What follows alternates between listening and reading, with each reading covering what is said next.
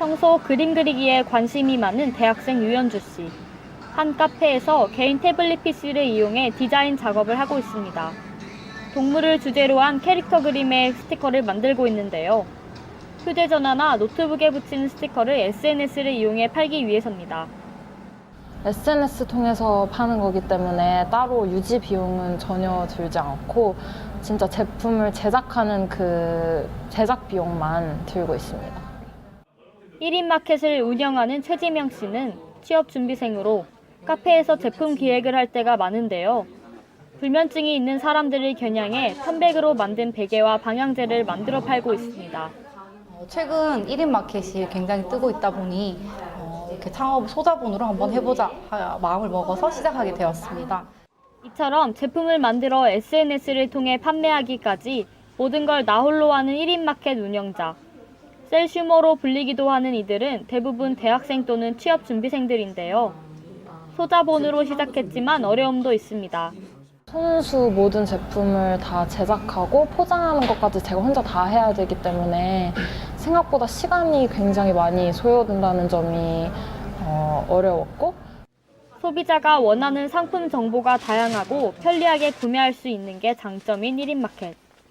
SNS를 이용하는 소비자 2명 중 1명꼴로 상품을 구매할 정도로 생활 속에 자리 잡고 있습니다. 평소에 SNS를 자주 이용해서 SNS 마켓에 대해 알게 되었는데요. 사고 싶은 물건을 손쉽게 구매할 수 있고 이용하기 편리해서 좋은 것 같아요. 1인 마켓이 뜨고 있지만 피해를 호소하는 소비자가 해마다 늘고 있는 것이 문제입니다.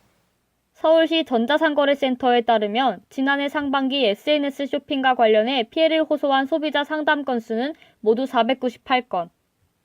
이 가운데 반품이나 환급 거부가 69.7%로 가장 많았고 운영 중단 또는 판매자 연락이 안 된다가 10.6%, 그리고 배송 지연과 제품 불량이 그 뒤를 이었습니다.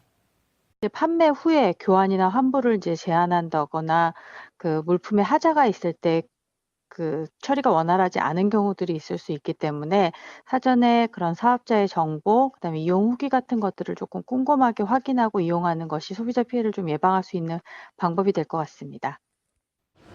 1인 마켓이 뿌리내리기 위해서는 판매자와 소비자가 서로 믿고 사고 팔 수 있는 투명한 거래가 중요한데요.